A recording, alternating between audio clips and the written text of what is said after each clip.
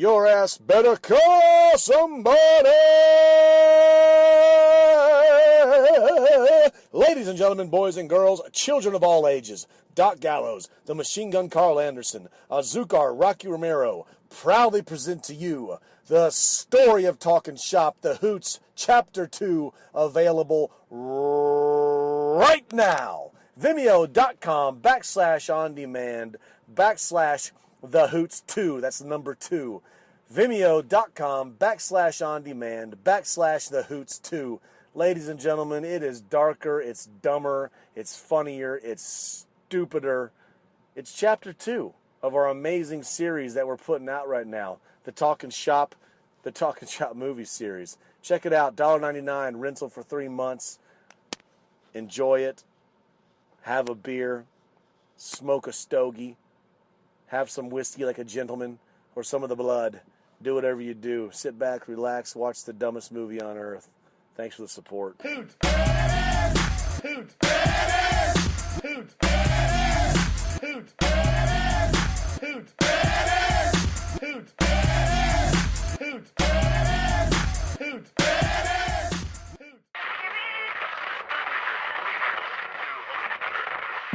And now live from the MLW studios in room 1428 of the Tokyo Dome Hotel, here is Talking Shop with your hosts, the Machine Gun Carl Anderson, Luke the Doc Gallows, and your producer. Give it up for Rocky Azúcar Romero.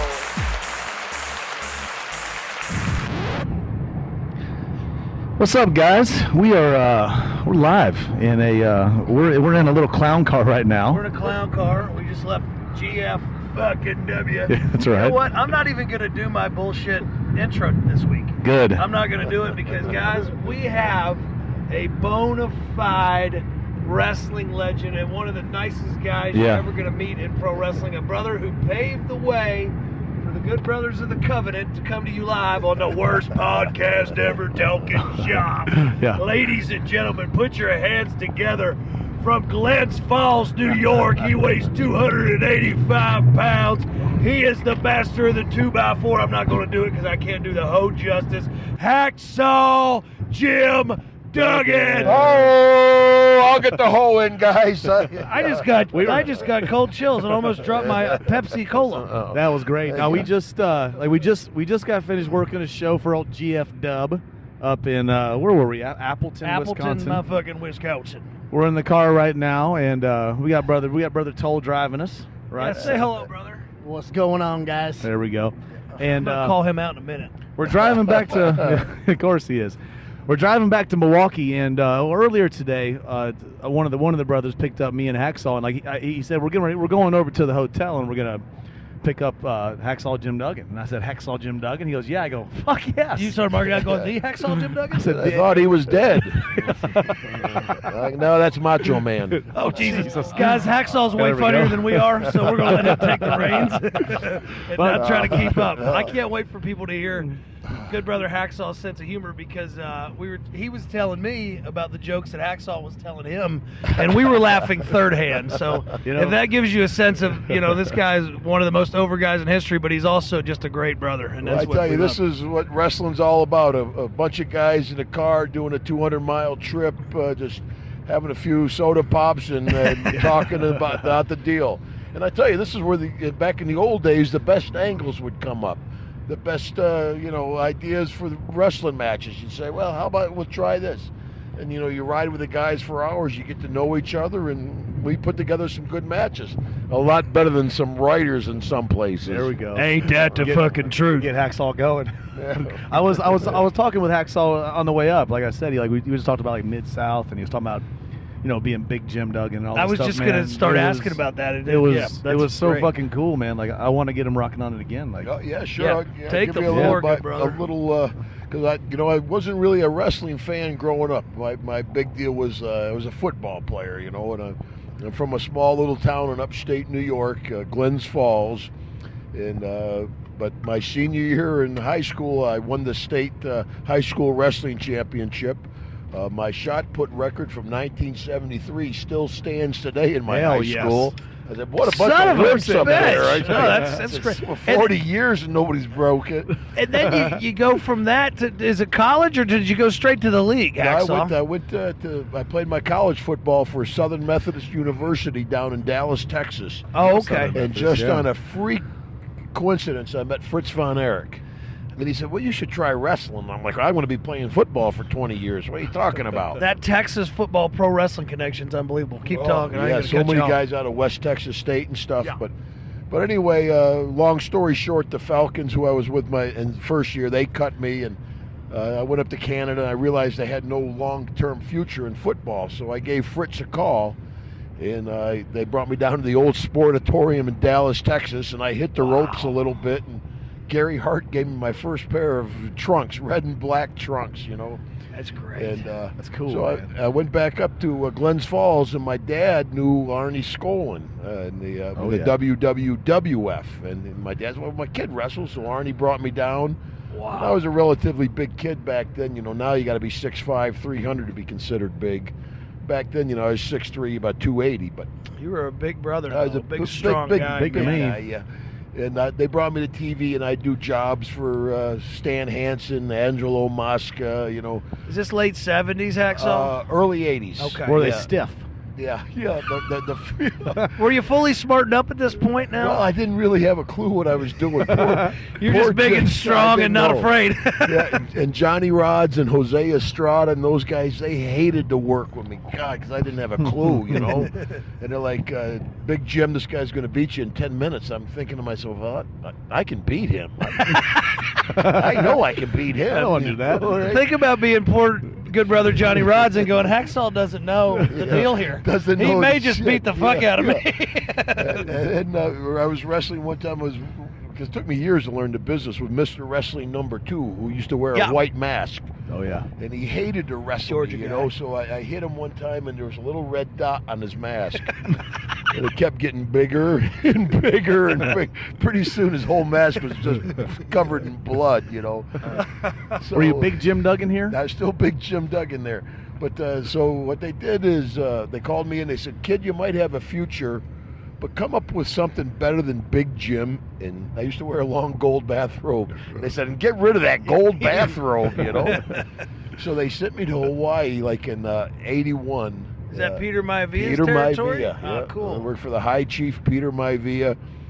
And of course, what was great back then, all the guys in the WWWF that would go to Japan would always stop back in Hawaii and spend a few days and work a show for Peter. So as a very young guy, I got to wrestle Andre the Giant over, you know, in a match, you know. That's fucking cool. And that later on amazing, down the man. road helped me out. But in Hawaii, I was the convict. Oh, that's I right. wore a mask, you know, and I thought, the convict's pretty clever, so I put little C's on my mask for the convict. Yeah, you know? yeah. And the fans are like, why'd you put those ears on your mask? I said, they're not ears, they're C's for the convict, damn it. So I still had but, you know, there's me, Haku was living over there, and a couple other guys that dropped out of the business. That's awesome. But, you know, we were all young guys. We were making about $40 a week, so everybody was pretty lean. That was how the Band of Brothers started, though. You got to depend on one another Got to in those depend days, on one right? another, man. And you're in Hawaii. You need a soda there, good brother? Oh, thank you, man. Yes, sir. Yes. And so after probably 6 or 7 months in Hawaii, I came back to the WWWF. They let me work a little bit, and they're like, you still don't know what you're doing. They sent me to Georgia Championship Wrestling. I love And that. I went down there, and that's where I met one of my best friends in my life, Terry Gordy of the Freebirds. Of course. And we lived together there, and that was my first true territory where I was making a few bucks and, you know, working every night and starting to learn the business. But then NWA and Ole Anderson took over Georgia Championship Wrestling. Yeah. And I didn't get along with Ole, so I went to Pensacola with the Fullers.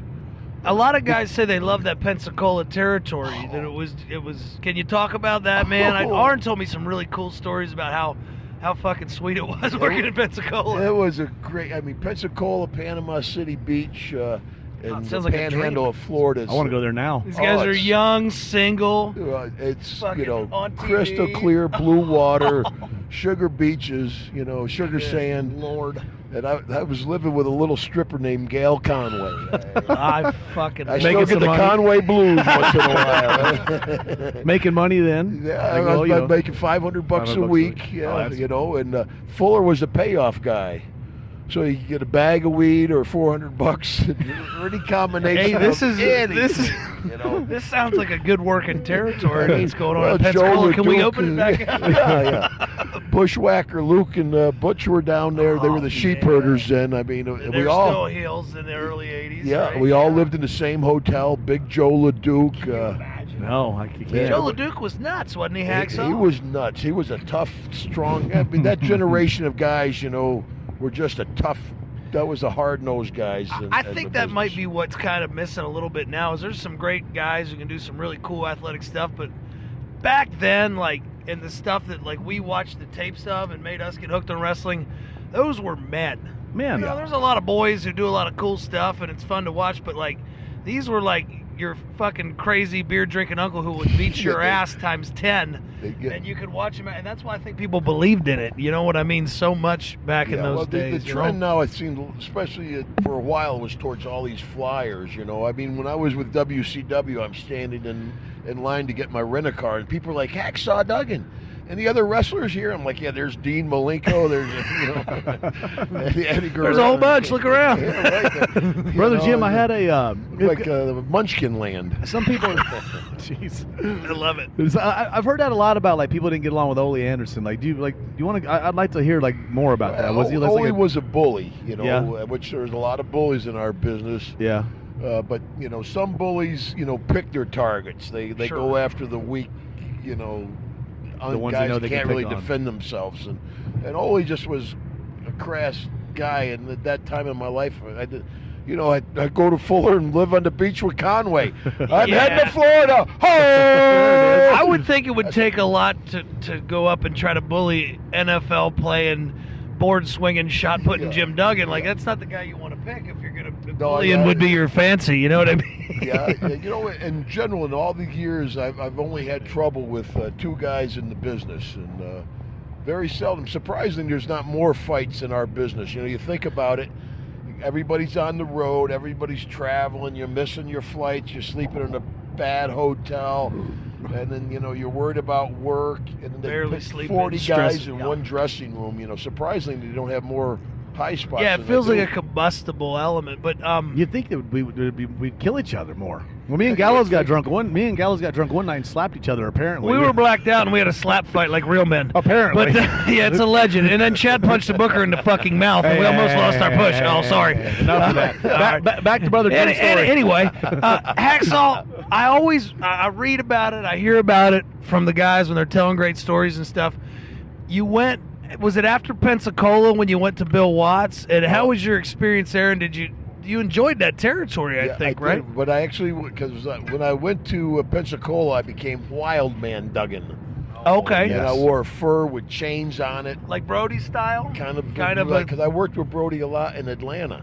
That's awesome. And actually, Brody and Buck Robley called me from San Antonio, and they're like, hey, we need you to come out and work with Brody in San Antonio. And I told Buck, I'm like, well, things are going pretty good here in Pensacola. Things in Pensacola, or the sun is shining and the rats are rocking. Things are good. Yeah, but Brody finally called me. He says, you want to learn this business, get out here and work with me. So I went to Joe Blanchard's territory, which was, I think, Southwest Texas Wrestling. Okay. Yeah, and that's actually where I became Hacksaw. So Joe Blanchard, did you come up with it there? Or did he kind of give you the gimmick, or how did actually, me, Buck, and Brody were all sitting around a kitchen table. We came up with it. a couple you know. beers and Yeah, talking shop? That's what the Pretty much- podcast is, pretty much guys. like this, Talking brother. shop. That's right. We may have a new gimmick for you, brother. The heel referee. You said earlier, Jim, that Bruiser Brody was pretty cool to you. Yeah, I got along okay with Yeah. Brody. I mean, It's just so legendary. to yeah, us, he you know? So much Brody mystique was to him, yeah. he was a tough, hard-nosed guy, but he respected, like Andre did. He respected guys that would fight him back. Yeah. You know, if you just cowered, he'd just eat you up. Yeah. So he wanted you to fight him back. And, He was a no bullshit kind of guy, huh? Yeah, and actually that's where I'm sitting in the back, like out in like Lubbock, Texas, and you know, back then they had the waiver. If you wanted to try a wrestler, you signed the waiver. You come up in the ring with us, and we'll show you if it's fake or not. Best Tough of guy. luck. Isn't that great? You know, and I wouldn't try to do a plumber's job. Plumbers shouldn't try to do my job. Right, you know, exactly. Right? So, but anyway, I'm sitting in the back, and I'm covered with loogies from people spitting on me and bruised up. And Brody looks at me, he goes, Duggan, he says, if you carry something in the ring, carry something you can use. Forget those feathered bows and sequin robes. And I'm like, well, here's a piece of wood. And I came out yelling, swinging that wood. It was like parting the Red Sea. The people scattered. I got People back moved. and forth to the ring without getting punched. I'm like, hey, holy smokes. Something worked here. Man, that thing, everybody knows. Yeah, Well, it sure took off. Yeah, it's been a great. I always joke. I said, there was one time I got this big giant splinter in my thumb, and I went, oh. I was asking Jim. I was asking him on the way up. I was like, so back in when he was in the WWF and you're in the heyday, like they didn't have contracts or anything. You know, they just worked on like a handshake or like paper. Was that what it was, Were Jim? you working off the gates, huh? Right, And yeah. business got rocking If at you that work, point, right? you got paid. If you didn't work, you didn't get You paid. didn't get paid at all. This is right in the height of like your run, right? Right. Yeah, that's my longest. My longest run was 64 days straight without a day off. Holy Fucking shit. A. But you know, like Piper, Jake, Dog, they were up around 100 days. But Just monstrous money, but a monstrous schedule and monstrous yeah. stress on your wife and your house and your whole life. Huh? And I tell folks, people try to compare us a lot of times with sports teams. I said, especially back then, it's not a sports team; it's a rock and roll band. You know, It never Yeah. fucking stopped for I you mean, guys. and you'd be going all over the world. You'd be in London with Michael Douglas and, you know, at a Stringfellows, and then fly to New York and do Madison Square Garden and up to that's Boston cool. Garden. Next day you'd do Minot, North Dakota, right? That's what amazes me when you look at that, like now and then when the business calmed down a little bit and even when it picked back up, like these guys were doing loops, but in the 80s, in the heyday, when you guys were totally rock stars, like you read some of that shit and it's like, all right, LA, then the Garden, then fucking somewhere in the middle of then Chicago, then overseas. It's like, it wasn't like, okay, we're going to jump in a car and go 200 miles. No, we're going to fly across the fucking It's the amazing states and that do the deal. like now I got I got over 2 million miles on Delta. I got 1 million on American Airlines. I mean, it's crazy how much flying you do. That's a big part of our job, obviously, is the traveling. But my longest that run was as I was saying earlier. I got to work with Andre as a kid in Hawaii. Yeah. Now I'm that's back. cool. I've been around the loop there, for the Mid-South, San Antonio, Pensacola. I come up to WWF, and I got a chance to work with Andre, and he remembered me from Hawaii, and Andre actually elevated me from a mid-card guy to a main event guy. You know, I mean, because he challenge anyone, and that's the thing. Any giant in the business, they're like, Duggan, come here. I'll you take it. name them, Umaga, Yokozuna, the Big Show. Yeah. I wrestle every giant there is, right? Yep. That's cool, man. So anyway, I run out and, I got my chin on Andre's belly. I'm not afraid of you. And he went to grab me by the throat, and his thumb hit me in the lip, and my lip just fell off my face. It just fell right down. So now blood is cascading down. I mean, it's just like he cut my throat. Blood is just pouring down my chest. And he's got me by the throat. He chokes me, and then I'm down on my knees. And I feel around. I grab my 2x4. Boom! I hit the big giant between the eyes. He goes down like a giant redwood. Yeah. WWF goes off the air. Me standing over Andre the Giant, covered in blood. Oh, What a moment, man. yeah, and that elevated me to a main event guy, you know, and Andre wouldn't do that if he didn't want to, you know. Yeah, he could pick and choose who he wanted to do that for. But I'll tell you, correct? I mean, he must have respected the hell out of you. Yeah, I had a good. That's my long run was with Andre. But this one time we're out on the West Coast, and Andre, he drank a lot. I mean, there's no secret about that. So this one night he's a little more inebriated than usual. Good for him. And if you knew Andre, I mean, the guy was kind of a lonely guy. He was so big, You know, he couldn't fit in the showers. He couldn't fit in the bathroom on the airplane. You know, he's sitting on the toilet. Sometimes That'd be a break. hard-ass life, even Tough though he's life, a rock star, right? And but he had definitely a unique aroma. You know, you could be sitting there and go, Andre. That's Andre. But anyway, so That's great. we do this spot where he used to wear that singlet. Yeah. And he would grab me by the hair and pull me in. He'd wrap the singlet around my throat and he'd choke me with it, you know. And we do this spot every night. We've done it 40, 50 nights in a row. So this one night he's like, Duggan, step closer. I take a couple baby steps, you know. He says, closer. A couple more baby steps. Finally he grabs me by the hair. He pulls me in close and he goes to wrap the singlet strap around my throat. But he misses. Instead of around my throat, going across my mouth. Now he's starting to choke me with it, you know. You're tasting Andre. Oh, he's squeezing all that giant juice out of his gear, you know. How'd he taste? Oh, I was 300 pounds back then. I had a 505 bench. I was gassed up. I'm fighting as hard as I can, and Andre's going. Just fucking loving it, Just right? loving it. Was the 80s just like, was it just nuts? That was crazy, I brother. mean, just how did that? I mean, it's like that's actually you couldn't go anywhere. How could the you? hell did we miss that? I tell you, the old days, the booze, the broads, the drugs. God, I miss the old days. I mean, you just were so famous. I mean, it had to be cool as shit, you know. Yeah, it's To have lived amazing that, you as know? we talked earlier, the appeal of wrestling around the world. I do a lot of charity golf games with the NFL and Major League Baseball guys, and I'm like, world champions? Where in the world do you guys go? You know, Right, yeah. that's Right here in the lower 48, huh, guys? Right, yeah, and I'm sure you guys keep track. I've wrestled every state in the union, every province in Canada, in 30 different countries. It's just unreal. It's And I'm sure, though, too, at that time, there probably wasn't a lot of places where Hacksaw Jim Duggan walked in and he could just be Jim. I mean, everybody knows Hacksaw. Well, of course, there also wasn't 200 channels to watch. You know, you almost had to watch wrestling. You had 4 or 5 channels. What a fucking cool time. I was asking, top of the world. That's great. I was asking Hacksaw about, because we're big fans, like, in this podcast especially too. We're big fans of the Rock and Roll Express. Oh yeah. I was asking about some Ricky and Robert stories. And, oh man, those guys were awesome. Yeah, Ricky and Robert were. I used to joke, you know, that Mid-South territory. That was such a great territory to wrestle in. I hear so much about it, you know. Oh yeah, and they had, I mean, all these good-looking guys. They had Magnum TA, they had Terry Taylor, they had Sean and Marty, they had Ricky and Robert. Me and Doc and Gordy would just get the overflow.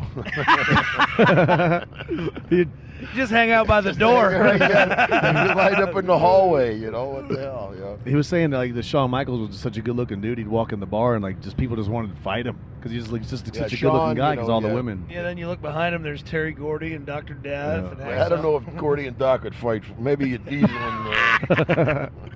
We just said, like, all the women wanted him in the bar, so like, yeah, people well, just he was wanted a to fight handsome him. guy. You know, that never happened to me. I don't know. Let's give you some. Yeah, That's what I always joke. I said, when people talk about picking out the right gimmick, I said, you got to find the right gimmick. There's no way I'm going to be handsome Jimmy Duggan. That's I was we were talking earlier about the Mid-South stuff, and I was like, I was asking who was booking that, and like it was fun to hear, like, you said, like, was like Ernie Ladd booked for a little while, like Bill Watts was in there. Bill Watts was the main one, right? Bill's Like, Bill Watts was, it was his territory, and we would do our TV at the Boys Club in Shreveport and run Superdome The shows. Superdome shows were just and box that was just a hot fucking Unbelievable, territory, right? That was such a. But you think about it, was a who's who was wrestled down there. Bundy, Jake, Dog, Magnum, Ricky, Sean. I mean, a lot of guys came through. It was a great territory because you'd wrestle 9 times a day or 9 times a week. At least, great. you know, He with almost TV. forced you to learn how You to had be to good learn at how it, to, right? That's and also cool. you learned how to talk on the mic because you wouldn't do one generic interview. You do a different interview for every city. And if Watts didn't like it, you'd do it over again, you know. So then they shop it to the local. Oh, man, right, that's you great. learned how to talk on the mic. Fuck. So Watts was a hard ass, right? He was a tough taskmaster. He really was, and he was a vicious person back then. You know? Was he one of the, like, you know, I love the history of wrestling and stuff like that, but whatever. you read about this stuff, and then you talk to the boys and you hear this stuff. Were you like a pro Watts guy, or was there stuff where you went, oh damn, I don't know about this? Did you butt heads with them, or did you enjoy the territory and you just you went with the flow of it? And how did you like all this? Yeah, I enjoyed the territory. I disagreed with some of the stuff Bill did, but he liked the jocks. He liked Steve Williams. The He football liked guys me. and Right. stuff. He liked That's the ex-athletes, Ernie Ladd. Yeah. He did. Yeah, but it was a great territory for me. He was one of the first guys, man, that like when you look back at it too, that really pushed like black baby faces and Junkyard Dog was. It taught people that you could fucking draw a massive house with those guys when tensions were still shaky. I always think that's cool to read about that stuff. Like they're that in the deep South, and then you wrestled Junkyard Dog in New Orleans, man. I'm getting heat one time. We did it. It was a great angle. Talk about super angles. They have a loser leave town between DiBiase and Junkyard Dog. Well, Junkyard Dog's the main guy. He's the guy, yeah. So they know he's not going to lose, but it's me and DiBiase and Matt Bourne are the Rat Pack. Yeah. So what they did is I got a full gorilla suit, and I put makeup on, so my eyes and everything. I had a gorilla suit on, a bunch of balloons, and I stood out in front of the TV studio, or the boys club. And so the fans like, Gorilla, you want to come to the show? I'm like, ooh, ooh, ooh. I'm giving balloons to every other kids. That's great shit. So I go out to the whole match, or the whole show. I'm cheering on the baby faces. Finally, it's Dog versus DiBiase. So the Dog takes a pump out of the ring. I stand him up. I brush him off. He turns around, boom, I hit him in the back of the head, and I post his ass. I pull that gorilla mask off. Then people, it's Duggan. It's Cockeyed Duggan. Cockeyed Duggan. Monstrous heat, though, huh? Oh, my eyes would always cross. I wouldn't care about the cockeyed deal, but I like, it's Duggan, it's not Duggan. You've basically been like did you like let's talk about the WCW. Let's hear about that one. Did you enjoy that time there? Skip the entire first Royal Rumble. No, I want to talk about so much stuff. The rest of the story about the Dog, though. Yeah, so please. now I'm working with, because Dog comes back underneath a mask as Stagger Lee. Everybody knows it's JYD. Yeah. But we can't get the mask off to prove it. So I'm wrestling Dog in New Orleans, and downtown New Orleans, it was Dog's home, and they loved him. And they chant, "Who dat? Who dat? Who dat going to beat the Dog? Who dat?" And I'm sitting in the back going, holy shit. Sounds like, something different. But anyway, so I go out and I'm getting some heat on Dog, and the crowd, you can feel it. They're rabid, They're almost coming into the ring, and Dog's like, get some more heat, get some more heat. And I'm like, bullshit, start your comeback, brother. Fight back, motherfucker. Oh, joke. See, that's shit that I feel like we're never gonna get to experience. Like, you hear Piper talk about it, listen to you talk about it, it's awesome. You read the stuff about Brody and Hanson, like, those people believed in the baby faces and they hated the heels to the point where they would stab your ass or punch you or stick you, or we're never gonna experience that. Like, that had to be such a fucking, it's scary, but it had to be a huge rush to just be in that environment where you're just controlling these people to the point where they hate you so bad that they want to do real harm to you, and they're going to actually try to do it. I mean, I can't imagine. A wrestling riot in the old days was not uncommon. They'd have them, and, Watts' deal, hot finish, all the heels stay to the end. We would be our own security. To help the boys get the back, boys right? get back, and it's a real, imagine that, just fucking everybody to get to the... You'd fight through the crowd, and that's that's before they realized they could sue you. Yeah, right. And I think it was like 84, they figured out they could sue you, and wow, that knocked off a lot of the bullshit. And then, of course, the sports entertainment angle gave it, completely. Everything, man. I wasn't trying to skip anything. I just wanted to I like hearing. Well, you don't get hot, Hoot. I'm gonna slap you, man.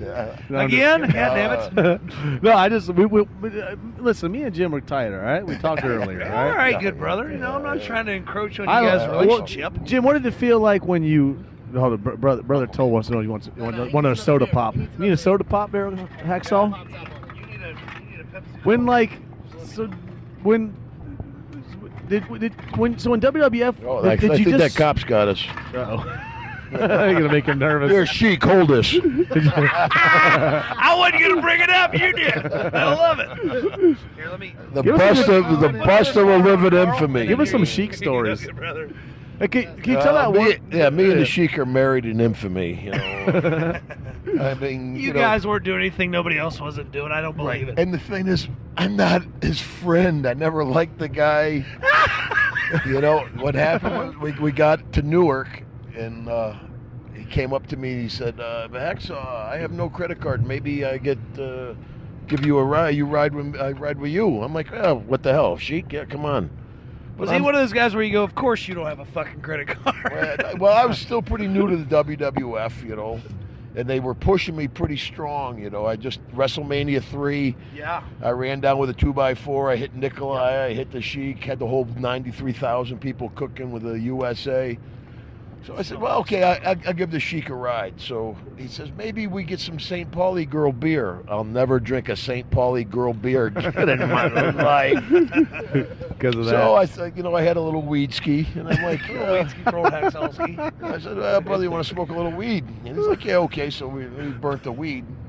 And I was living in Louisiana at the time that has drive-through daiquiri huts. A little weed ski.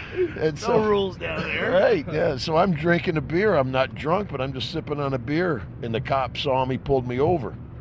And it's illegal to drink and drive, even if you're not drunk in New Jersey, which I didn't know. So, you know, I just knew down in Louisiana where I was, you know, one of the kings of the roost down there. Everybody loved me, you know. So Do what you want. the cop says, I smell something in your car. Anything you want to tell me?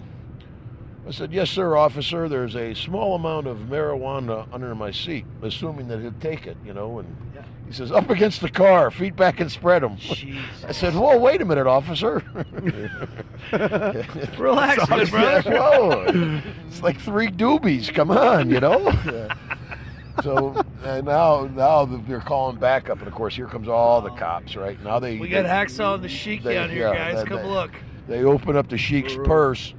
He's got a gram of cocaine sitting on top of the purse. Oh, So Lord. boom, now they lock us. Now we're both cuffed up on the side of the Garden State Parkway in New Jersey. Thanks, Sheik. People driving by going, isn't that Hacksaw Duggan in the Sheik? What year was this? This is a huge scam. After WrestleMania 3, whatever year Oh, that was. geez. 87. That's when it was as hot as it gets. And like, kayfabe was strong. Well, then, it was too. very, You're talking about the biggest very heel in the world, strong, and then With a big baby American face? baby Right, face. so they take us to the Wow. police station and they searched everything. You know, they going through the Polaroid pictures of the wife and stuff. You know, Oh fuck. Like- they're like, Polaroid Deborah. pictures I'm like, of how the the hell you know that? But anyway, Oh, you're so- down with that too? You're down with that too, Hacksaw? Hey, you know, brothers and brothers across the board. But they ended up finding 2 more grams of cocaine on the Sheik. So the Sheik, he had a felony arrest. He had 3 grams of cocaine in separate containers. What in the fuck know, was he doing with I 3 had grams a- of cocaine when he landed? I had a misdemeanor marijuana bust and a ticket for drinking and driving. So the Sheik had to go in front of a judge. He got bonded out. Boom. We still made the show that night. Of course. That's being a good brother. Asbury Park. You got to make that town. We didn't tell nobody. This is before the internet and all this Well, shit. yeah. So I called my wife. I said, honey, I got popped, but I don't think nobody knows about it. Yeah. She calls me at 6 o'clock the next morning. Everybody knows. Could you imagine now that everybody know in 5 minutes? Oh, you know? yeah, it wouldn't You even can't take get away that with long, shit right? anymore. So my dad, God bless him, he was still chief of police in Glens Falls. Yeah. And so my first call was to my dad. And he said, did you get arrested for cocaine? I said, no, sir. I said, I got arrested for marijuana. And he chewed my ass. He said, I knew you got arrested one day for smoking that shit. And then my family rallied around me. They really did. Man. My next call was to Vince. How did that go? Oh, usually, especially Jim Duggan, I call Vince McMahon. They put me on hold for 20 minutes listening to music, right? I'm like, Jim Duggan for Vince McMahon. Hold, please. Click, click. Jim? Good morning, And, Vince. Was he pissed? Oh, I remember verbatim what he said to me. I remember to the day I die. He goes, Jim, what have you done to us? Oh, boy. And I said, Vince, I'm embarrassed and ashamed. He says, turn in your tickets and go home, and slam the fucking phone down. Oh. The regular phone down. Yeah. Oh, yeah, it was 'Cause actually. back yeah. then we used to have a big stack of airplane tickets, you know. Yeah. So I went home and I went crazy for a while, you know. Yeah. Just and, home, huh? Just coming right off of all that. and Right. just Well, being I went. They were grooming me. I think I would have been world champion. I really do. right. And it, but, God, what a fucking shit. Just like Yeah, so, I never regained the momentum. I was never world champion, never tag team champion, never intercontinental champion. They always kind of kept me strong, but they never put the big gas on me. yeah, they always kept you like it's like you're just so famous to everybody that Right. grew up watching And at then that time. My but good friend Jake the Snake, he's trying to smooge it over with Vince, and finally Jake calls me and goes, "You're screwed." just Because I guess Vince cut a promo, said Duggan Sheik will never ever work for WWF again. Wow. fuck. So Jake calls me and I'm like, oh well, I went on, like I said, a couple week bender. Yeah. Finally, I'm like, well, I got to go to work, So Yeah. I called Dusty down at WCW, and I set up a meeting to fly to Atlanta. And before I flew to Atlanta, Bruce Pritchard called me from WWF and said, just keep your head down for a while. We're going to bring you back. Just, stay low. That's right. This is like I was saying before. There's no contracts or anything, so it's just you're done for now. Yeah. Yeah. I mean, even if he's on That's great it. money, it just stops. The money just stops then. Yeah, but me and the Sheik, I mean, it's a well-known story, and everybody, well, yeah, you guys are friends, aren't you? I'm like, I gave him a ride that one time. Yeah, you don't realize the shitball end of it until you hear Yeah. it from man. And then the deal is, I tell folks, I said, if you ride with a Sheik, you'll understand why we don't want Iran to have a nuclear weapon. That guy is nuts.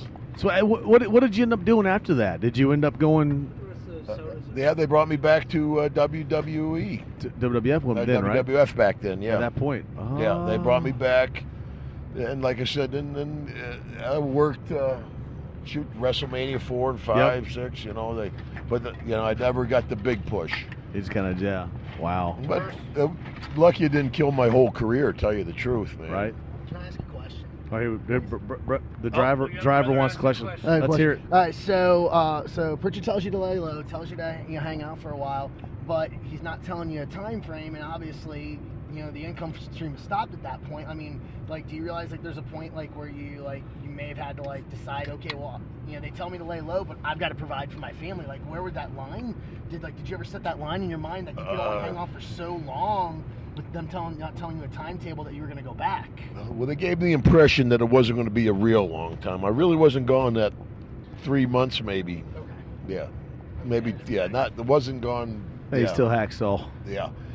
And see that. Lay low, but we need you. Yeah, Lay and low, that- but you can go anywhere in the world. Yeah, and see that, and that's the deal with the character. Also, I can wrestle the world champion.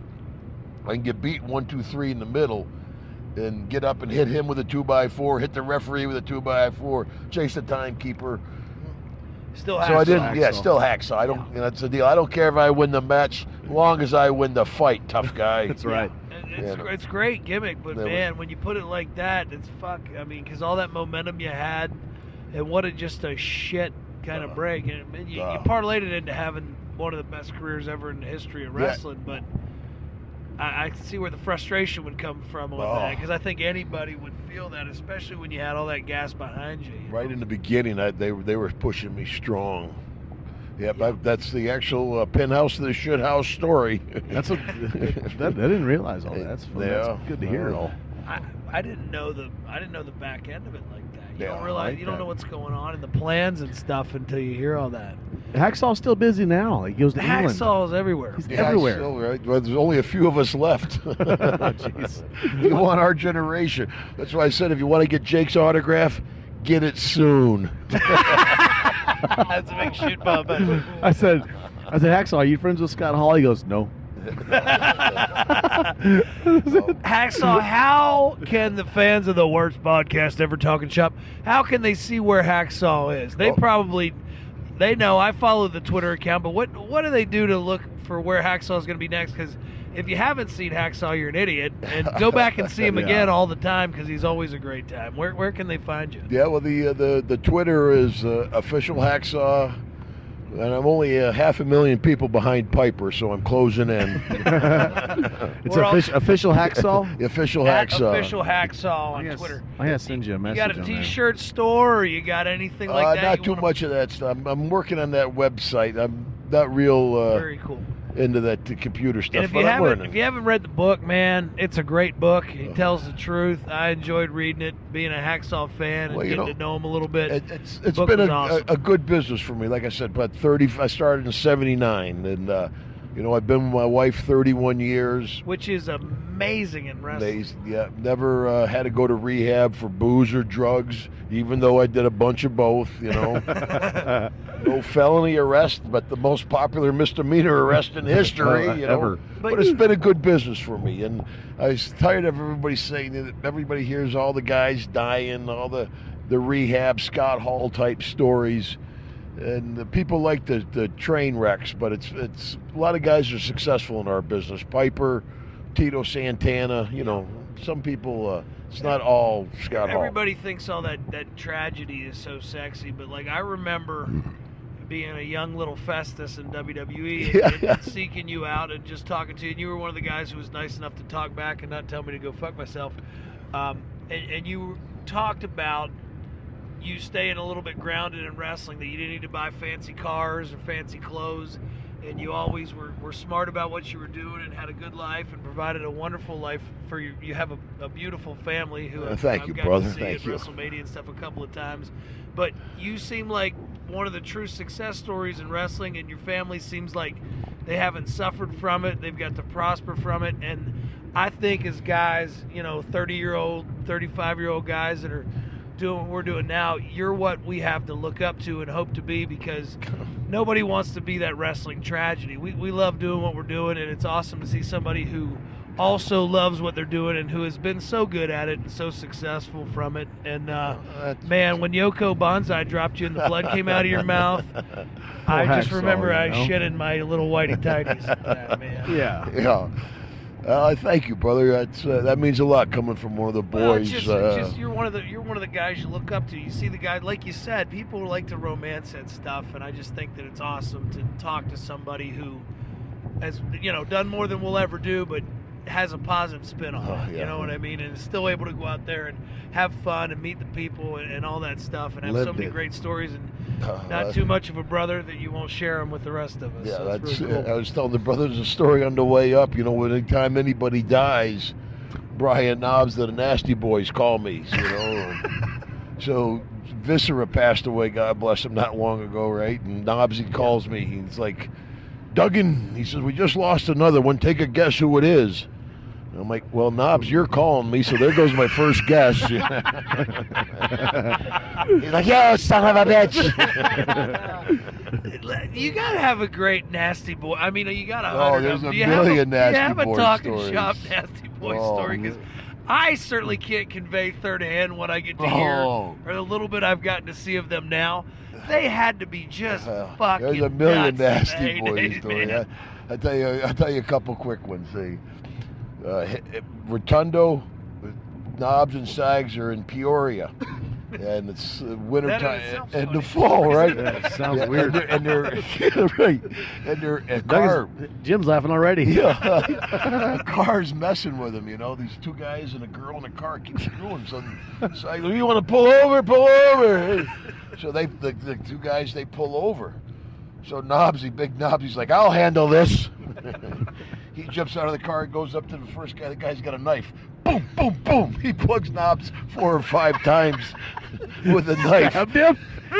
Knobsy goes, he's got a knife. You think? And then the other guy's got jumper cables, like a bolo. Boop, boop, boop, boop, boop. He cracks Sags open with the bolo, with the jumper cables. So now that everybody gets separated, they load him up in the car. They take him to the ambulance.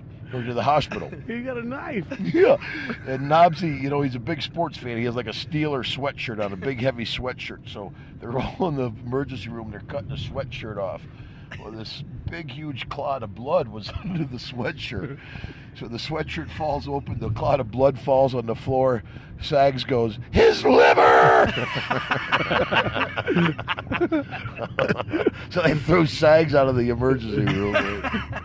Rotundo sounds like the smartest guy in the story. He said, yeah. Of course. And they ended up catching those guys. They did some jail time for that. Oh, wow. Actually, they Good. caught them. Yeah. Fuck. Yeah. Fucking needed it, huh? But, right. I said, Knobs is only a 3-inch knife, so you're safe. Jim, I gotta say, this has easily been the best podcast we've done in a long time. All our podcasts are shit. This is killing me. I'll give you one more Knobsy story. Yeah, please, Phil, Please. please. We're not even gonna. We're I'm going. gonna turn you off. Nope. You keep A going. red-eye flight coming from the West Coast, right? And everybody, again, got their halcyons. Everybody's said first class. Everybody's just about to take their pills. The door's just about to close. It's, midnight in L.A. All of a sudden, and Nubs comes on the plane. He is wound up. He's slapping guys in the back of the head, businessmen. Hey, how you doing, asshole? He screws with everybody on the plane. Then he sits down. He goes, rainbow stew, rainbow stew. He's got a big handful of different colored pills. Of course. Rainbow stew. He takes all the pills. Boom, he goes out. So the whole first class is like, let's get him. So, of course, everybody chips in their blankets. So Knobs is a heavy guy. He's got 20 blankets on him. He's sweating like a pig. They painted his fingernails. Steve Kern gets a lipstick from the flight attendant, puts a big heart on his cheek, and writes, I'm a dick on his forehead.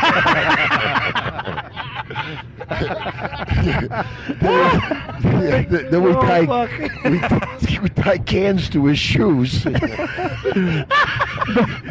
pop from the driver up here. Oh, driver, Brother it's told gotta us be- he's crying. Look at him. He's crying up here. So now we finally land, right?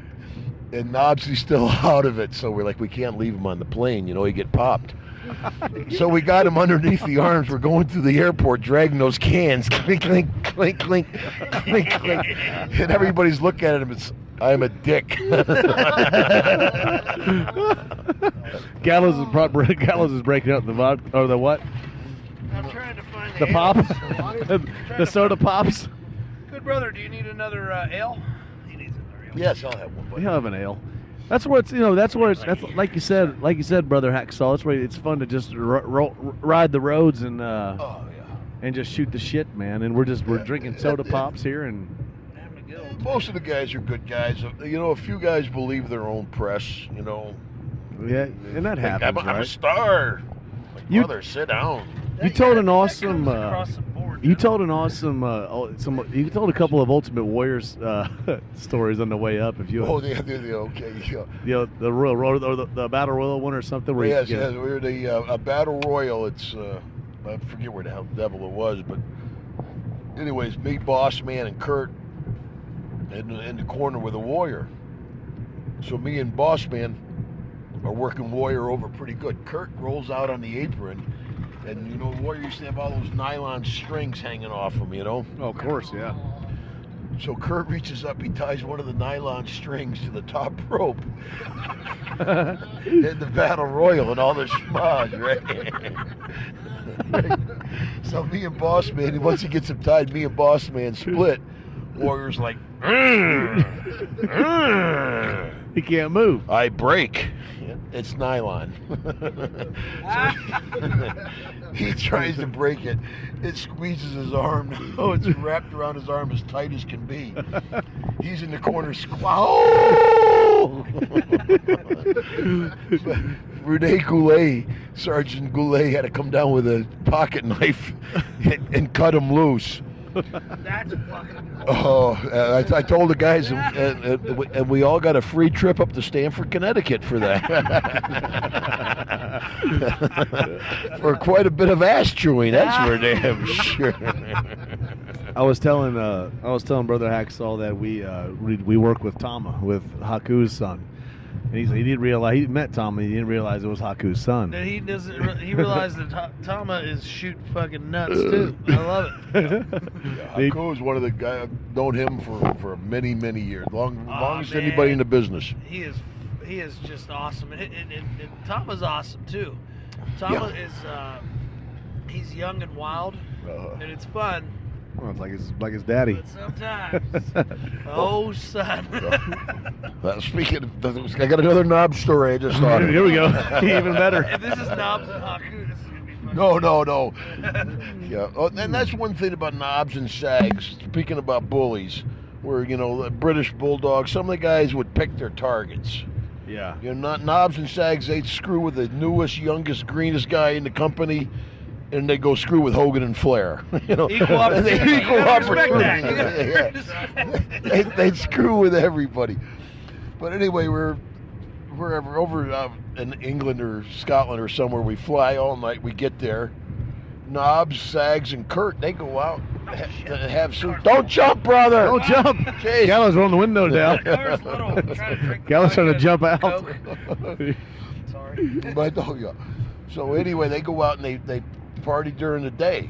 And we have a show that night. Of course they would. We do the show that night. That night we all go out. And Knobs and I are pretty good friends, but about 2 o'clock in the morning, I'm going, screw you, you asshole. Everybody's got a limit of knobs. I got like a 3-day limit. Hogan's got like a 2-month limit. Boss Man had like about a 1-second limit. He'd walk in and Knobs go, big fat man. How you doing, big fat man? The boss man wanted to kill him. Boss man hated him. Right, yeah, but anyway, so, he was such an asshole that night, I left him. So now it's the next morning. This was, had to be WCW because it was Sting. So we get on the bus, and Sting was sitting, I used to play cards with Sting a lot. So Sting's sitting there. There was an open seat Sting, then me, and then Michael Buffer was sitting across from us, the Let's Get Ready to Rumble guy, right? Yeah. Of course, yeah. So now we look, and coming down the hill is Knobs.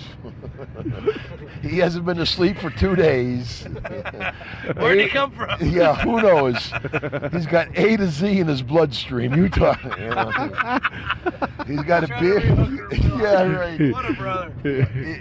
He gets. Now he sits in the front seat. He's got his beer in his hand. He's like, "Hey, fuck you guys," Remember the 2 Harris brothers? Oh yeah. Ron and Don. Aren't they in charge of TNA now? The big sleeve tattoos, Yeah. The 2 of them, they step onto the bus. Boom, boom, boom, boom, Beating boom. the fuck out of Knobs? Well, 2 or 3 shots. That's quick as shit. Boom, boom, boom, boom. You asshole. Boom, boom. Just batting him? Boom. Oh, look, light them They're up. big fucking brothers. Oh, man, they're big cats. Knobs got a little juice going on his nose. He's got an egg on his head. He's still holding his beer. He looks over at Sting and goes, "How'd I do?" Poor Michael Buffer's. You can't really get mad at that. No, Buffer's in shock. I'm saying they could cut his legs off. He wouldn't feel it tonight. A to Z in his bloodstream. How'd I do? Oh man. Hacksaw, thanks for coming into the shop, man. Oh yeah, my Is it pleasure, over? man. Yeah, Rocky usually only allows us to go 30 minutes, and we went 50. Well, fuck Holy yes, we can go shit. 10 more. Let's do episodes. I mean, hey, if Brother Hacksaw wants to keep talking, Listen, I'm gonna let him I keep bet talking. we could. We have to do 30 minutes. 1, because Rocky's a dick. 2, because Rocky's a dick. 3, because we suck. Because we suck, yeah. But mainly, what is it, Hacksaw? Rocky's a Rocky's dick. a dick. Oh, listen, Write it on his forehead. that is a soundbite forever, Rocky. Hacksaw said you're a dick, so it's real. It stands in the wrestling fucking Yeah. lore. He's gonna love You that. are a dick. We made this podcast. We were in Japan so much the last couple of years that And we've gone nuts. Yeah, we were always here, and me and Rock and I and Gallows we were naked in a sauna in Japan, and that's when I was. Are you sure you want to tell this story, brother?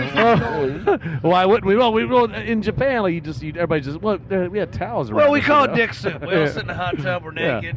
Whatever. Yeah, but that's when we realized like our lives are kind of interesting. Like we're always in Japan. Like in Japan's an interesting country. We just like we thought it'd be cool to just kind of sit around and just drink beer and talk about what the fuck we sit around we've and been drink doing. beer anyway. We talk about the wrestling business. We talk about what we think's good, what we think's bad. Yeah, we love so wrestling. we said, well, fuck it, let's record it. And now. Yeah, you guys should have been working back with us, man. You I guys are a I throwback. always say we're a generation too late, but I think we kind of are. we missed out on all that fun stuff. But now look at us. We got a hacksaw. Yeah, we get to roll with the brothers. We've had some of these modern day dickheads on our show, but now we got a bona fide legend. You got a sweet pop from Hacksaw on that one. All you guys in the past, well, fuck you. We got Hacksaw now. So anyway,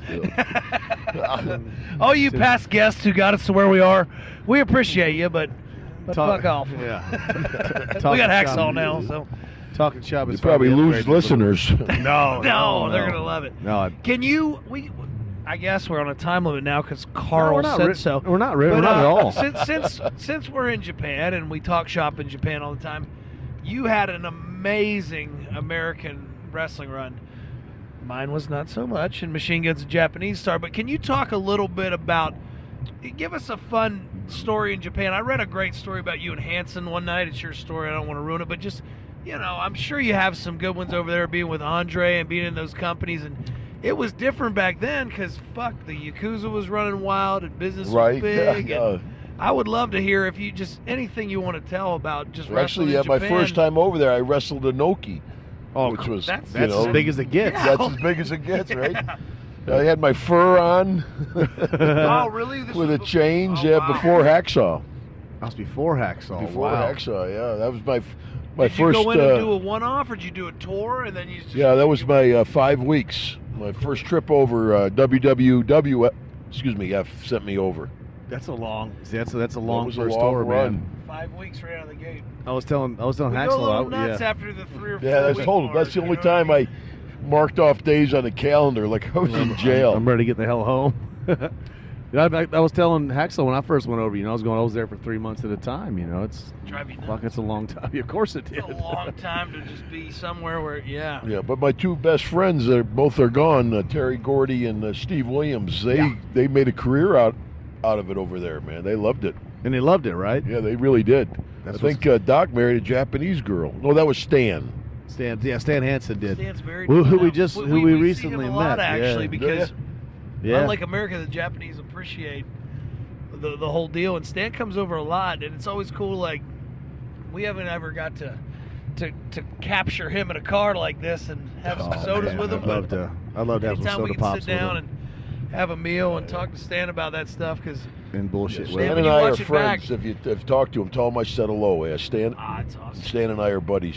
No, I'd love that for sure. But you watch it now, and it's different style, it's different stuff, it's different fans. But you watch it then, and you can see the real fear in the people when Jim Duggan or Stan Hansen or Bruiser Brody and those guys walk to the ring, and they could run the people and part the sea. Like, Yeah. they knew that you would beat Well, their Brody ass and Stan because would go into the because crowd. Hacksaw, Yeah, you right. would beat their ass. And I He just said- think that mystique was something just that we'll never have again, man. It was so cool. Yeah, it was a special time in the business. It really was, man. But now it's you think the generation after you guys will be talking about you guys, man. I See? mean, They're just gonna say we're dicks. They say we're We idiots. suck. well, they say that now, but Yeah, I know. We're trying to escape, and we sure goddamn can't. Hacksaw, anything you want to tell the fans, man? just pretty much what I've been telling them. There you go. Enjoy it. Guys, Thanks for coming in, we gotta Hacksaw. put 'em We over greatly again appreciate it. because- Well, you know what we got to do, guys, before we go then? Let's do one together. Ho! That's a pretty good hoeing. That's a Hey, good- tough guy. I'm We've sorry. been hoeing since we were kids, man. Yeah, Thank you. Man. We grew up on it. Yep. I love it, and thank you so much for being on the worst podcast ever. It's just So I think Piper's is it's the worst. hashtag all bullshit. Well, Piper's legit. We're just a couple assholes bumbling along through life, and Being nice to Piper. we put you in a hatchback Hyundai with some BWLs, and we called that a good time. That's But right. Thanks Just for glad coming. to have the ride. Yeah. Yeah, I would like better company, but I'm glad for the ride anyway. Thanks for coming in, man, and this is going to be awesome. At official Hacksaw, buy the t-shirts, Buy the book. Check the book. Yeah, what a catchy title for my book. The book was awesome. Hacksaw, the Jim Duggan story. What else are you going to call it? Your Hey, Hacksaw it's Jim a real Duggan, deal. man. I would like to say I paid for it, but a referee gave it to me, not you. But I would have paid for it, and I think that's awesome. Guys, support Hacksaw. Go see him, and I mean it. Please go see him. He is a living legend who still does this and does it so well. And we watched him make the people go nuts tonight, whether it's 1979 or 2015. Hacksaw is timeless. He is the man. Thank you so much for listening to the worst podcast ever. Hashtag Talking Shop. And we're close to Milwaukee now, so we're out. And I got to pee real bad, and we're out of beer. Yes, good.